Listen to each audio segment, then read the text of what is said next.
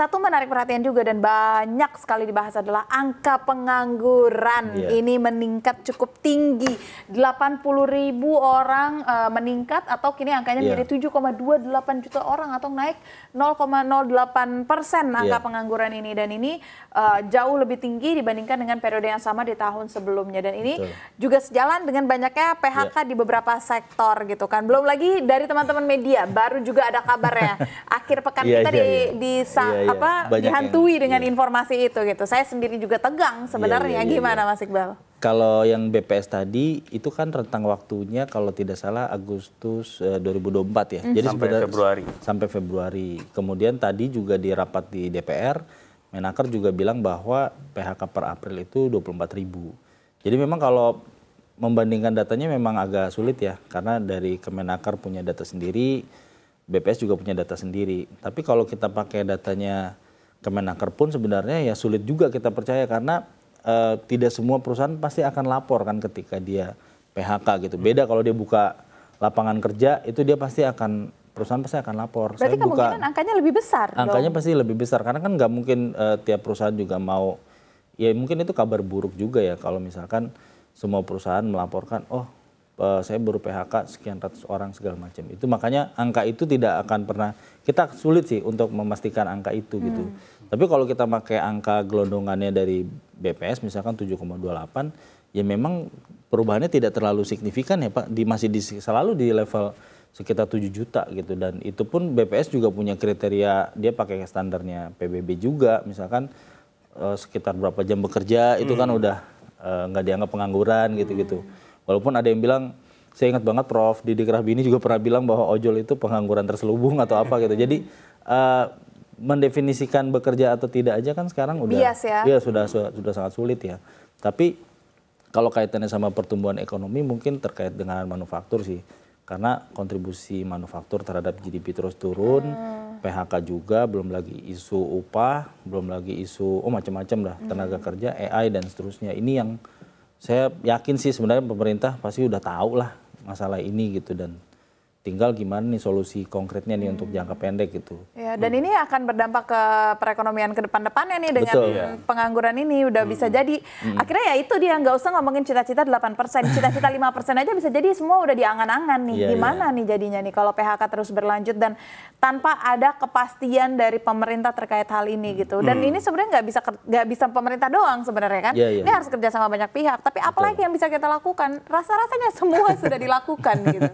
Iya, kalau untuk nambahin sedikit soal pengangguran, sebenarnya periodik untuk surveinya juga menentukan gitu. Kalau tadi data Kemenaker itu data PHK. Nah, ketika orang itu kena PHK dan dia besoknya misalnya ngelamar di ojol, itu kan cepet banget ya. Prosesnya kan nggak lama 1-2 hari kan selesai gitu. Dan dia terhitung bekerja di saat itu, dan PPS survei, itu dia udah bukan pengangguran lagi.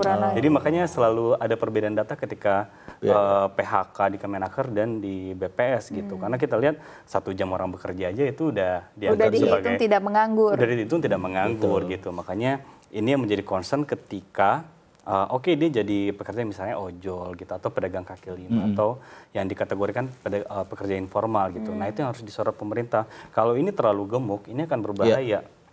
Karena yang pekerja informal. Karena mereka nggak punya fundamental yang kuat seperti karyawan biasa gitu. Baik untuk diri dia sendiri maupun buat perekonomian umum gitu ya. Makanya catatan buat pemerintah, ayo dong selamatkan orang-orang ini. Bukan kita menganggap pekerjaan informal itu jelek gitu, tapi dengan memberikan mereka kepastian pekerjaan yang lebih baik, itu pasti akan membantu fundamental ekonomi kita jadi lebih kuat. Nah kalau pekerja informal lebih menghasilkan duit? Bisa aja, mungkin katakanlah pekerja informal gitu kan, banyak yang dengan salary yang lumayan atau income-nya cukup bagus gitu. Tapi disiapin fundamentalnya, gimana kalau seandainya misalnya dia usahanya jatuh, itu bantalannya apa, atau ada asuransinya gitu, seandainya mereka gagal atau terkena efek apapun gitu. Jadi nggak semata-mata, karena ketika mereka nggak ada yang nggak disiapin bantalannya, ketika mereka jatuh ekonomi bisa jatuh setengahnya gitu, karena banyak yang berada di sana. Banyak ada di sektor itu gitu. Berarti selama ini masih belum ada peraturan apa-apa juga ya terkait gemuknya sektor informal ini? Ya mungkin karena banyak jadi bingung juga ya. Untuk yang formal sendiri kan kita juga sebenarnya berharap dari investasi asing misalkan. ketika misalkan mereka membuka pabrik, kemudian juga nanti kan ada tenaga kerja yang resmi di situ ya, bekerja di situ, digaji, ada asuransi dan segala macam. Tapi sekarang malah investasi kita sulit juga, malah kita kalah sama Vietnam. Tadi tuh Vietnam 6,3% di kuartal 1. Itu tahun ini saya nggak tahu ya, kalau tidak salah bisa sampai 7%, bahkan sampai 8%. Ngebut ya Vietnam. Iya, karena mereka memang fokus di manufaktur. Dan berulang kali kita sudah bahas di sini juga teman-teman, dan saya rasa narasumber pun juga sudah menceritakan kehebatan Vietnam itu.